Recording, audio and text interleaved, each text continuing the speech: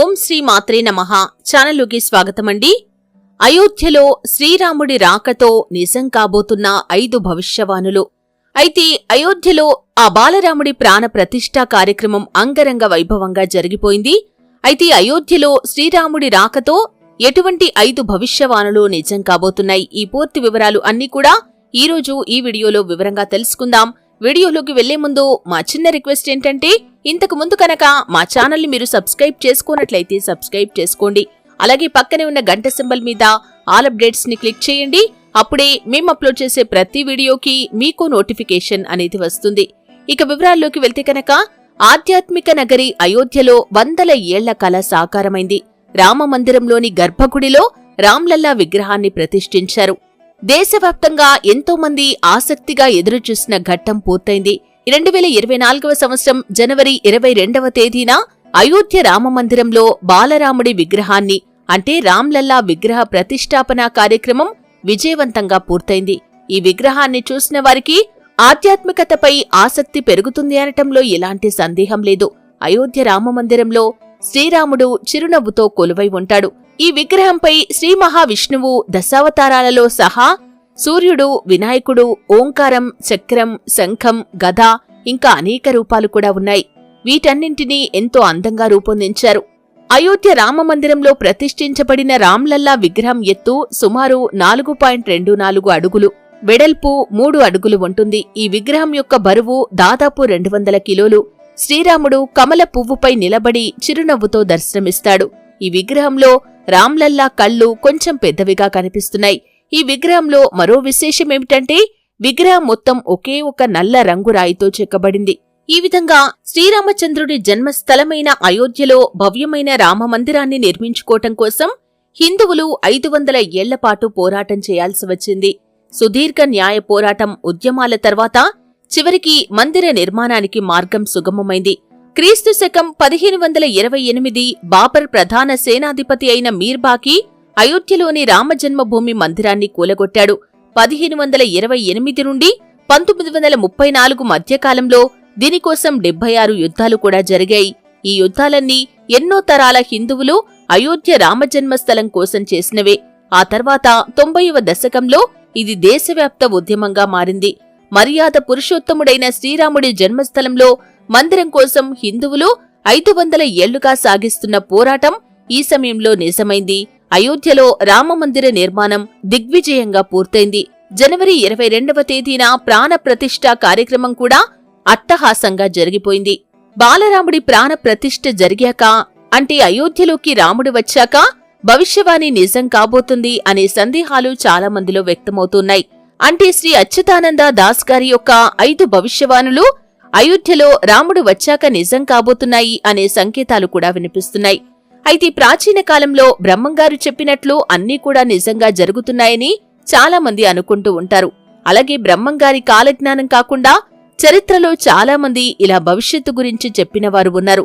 అందులో ముఖ్యంగా నోస్టడామస్, బాబా బెంగాల్ అనే గొప్పవాళ్లు కూడా ఉన్నారు. ఇప్పటికీ కొన్ని సంఘటనలు వారు చెప్పినవి జరుగుతూనే ఉన్నాయి. అయితే స్వామి అచ్యుతానంద దాస్ గారు చెప్పిన భవిష్యమాలిక 100కి 100 పాళ్లు జరుగుతుందని చాలా మంది చెబుతున్నారు. అయితే ముఖ్యంగా అయోధ్యలో రాముడు వచ్చిన సందర్భంగా శ్రీ అచ్యుతానంద దాస్ గారి భవిష్యవాణి నిజం కాబోతుందని, ఇక నుంచి మన యొక్క భవిష్యత్తులో ఇటువంటివి జరిగే సంకేతాలు కనిపిస్తున్నాయని కూడా వార్తలు చాలా చోట మనం వింటూ ఉన్నాం.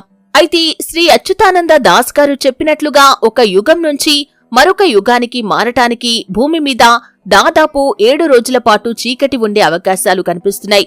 ఆ సమయంలో ఎవరూ ఏదీ చూడలేరని, ఎందుకంటే ఏదైనా యుగం ముగియబోతున్నప్పుడు లేదా యుగంలో మార్పు వచ్చినప్పుడు ఇలా జరుగుతుందని అచ్యుతానంద దాస్ గారు చెప్పారు. అటువంటివి జరిగే సూచనలైతే కనిపిస్తున్నాయి. ఎందుకంటే త్రేతాయుగంలో లాగా హనుమంతుడు ఎప్పుడైతే సంజీవని మూలికను సేకరించడానికి వెళ్లాడో అప్పుడు భూమిపై 7 రోజులు చీకటి ఏర్పడింది.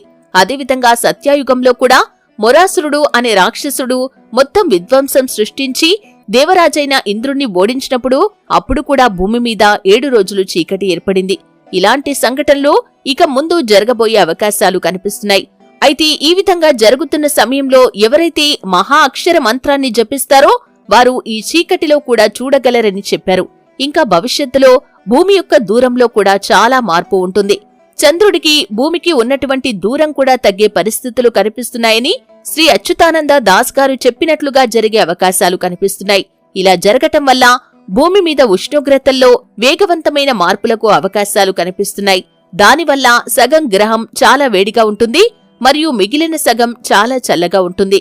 సముద్ర మట్టం చాలా వేగంగా పెరిగే అవకాశాలు కూడా ఉన్నాయి. అలాగే సముద్ర తీరంలో ఉన్న నగరాలు, దేశాలు ఆ నీళ్లలో మునిగిపోయే అవకాశాలు కూడా కనిపిస్తున్నాయి. అలాగే ఇప్పుడు సముద్రం ఉన్న చోట ఎడారి ఏర్పడవచ్చు. ఎడారి ఉన్న చోట మరొక మార్పు కూడా జరగొచ్చు. అక్కడ కొత్త సముద్రం ఏర్పడినా ఆశ్చర్యపోవలసిన అవసరం కూడా లేదు.